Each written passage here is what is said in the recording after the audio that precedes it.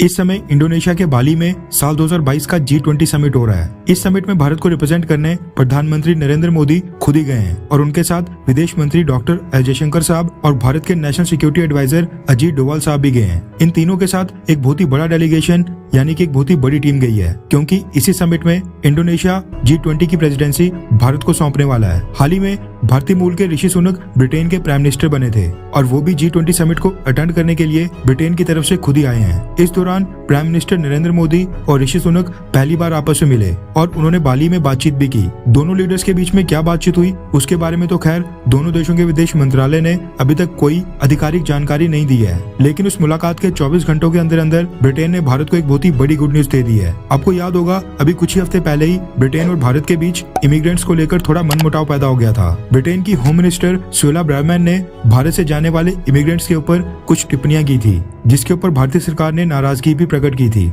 इस समय भी ऋषि सुनक के ऊपर ब्रिटेन में इमिग्रेशन को कम करने का काफी ज्यादा दबाव है। भारत और ब्रिटेन के बीच जो फ्री ट्रेड एग्रीमेंट की नेगोशिएशंस चल रही हैं, उसमें भी भारत चाहता है कि ब्रिटेन भारत के लिए एक फिक्स्ड संख्या में स्टूडेंट और वर्क वीजा का प्रावधान करे, जो वो भारत के नागरिकों को हर साल दे। भारत की इस मांग के ऊपर सुएला ब्रायमैन ने आपत्ति जताई थी और कहा था कि ब्रिटेन में पहले ही भारतीय इमिग्रेंट्स की संख्या काफी ज्यादा बढ़ गई है और वो ब्रिटेन में हर जगह पाए जाते हैं। लेकिन अब जब प्रधानमंत्री मोदी और ऋषि सुनक ने G20 की साइडलाइंस के ऊपर आपस में मीटिंग की, उसके बाद ब्रिटेन की तरफ से अचानक भारत के लिए एक बहुत ही बड़ी घोषणा कर दी गई है। रेफरेंस के लिए आपकी स्क्रीन के ऊपर द इकोनॉमिक टाइम्स के आर्टिकल का स्क्रीनशॉट है, जिसके मुताबिक प्रधानमंत्री नरेंद्र मोदी के साथ मीटिंग करने के कुछ ही घंटों के अंदर ऋषि सुनक ने इंडियंस के लिए 3000 UK वीजास की स्कीम को ग्रीन सिग्नल दे दिया है, यानी हरी झंडी देकर स्कीम पास कर दी है। दरअसल ब्रिटिश गवर्नमेंट ने एक स्कीम पास की है जिसका नाम है UK India young professional scheme. इस स्कीम के तहत ब्रिटिश गवर्नमेंट ने घोषणा की है कि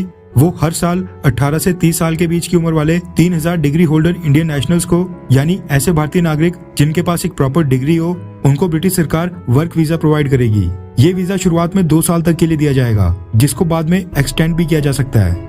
रिपोर्ट के मुताबिक अभी भारत और ब्रिटेन के बीच फ्री ट्रेड एग्रीमेंट साइन नहीं हुआ है और माना जा रहा है कि फ्री ट्रेड एग्रीमेंट के साइन होने के बाद इस संख्या को 3000 से और भी ज्यादा बढ़ाया जाएगा और साथ में इसमें स्टूडेंट्स को भी इंक्लूड किया जाएगा जो स्टडीज के लिए ब्रिटेन जाना चाहते हैं। भारत दुनिया का पहला देश बन गया है जिसके साथ UK ने इस तरह का एक एग्रीमेंट साइन किया है। ब्रिटिश PM ऑफिस ने स्कीम की घोषणा करते हुए कहा कि उनका ये कदम साफ दर्शाता है कि ब्रिटेन इंडो पैसिफिक और खास तौर पर भारत के साथ अपने टाइज को और भी मजबूत करना चाहता है। UK में इस समय जितने भी फॉरेन के स्टूडेंट्स हैं उनमें करीब 25% अकेले भारत से ही हैं। इसके अलावा भारत की कंपनीज ब्रिटेन के लोगों को बड़ी संख्या में रोजगार भी दे रही हैं। एक रिपोर्ट के मुताबिक भारत की कंपनीज ने ब्रिटेन में इन्वेस्टमेंट करके 95,000 जॉब्स जनरेट की हैं, यानी 95,000 ब्रिटिश नेशनल्स को इंडियन कंपनीज की वजह से वहां पर जॉब मिल रही है। UK के PM ऑफिस ने इसके साथ ही ये भी कहा है कि जो इमिग्रेंट्स इलीगल तरीके से बिना प्रॉपर डॉक्यूमेंटेशन के ब्रिटेन या भारत में रह रहे हैं, उनको अपने देश वापस भेजने के लिए भी ब्रिटेन और भारत आपस में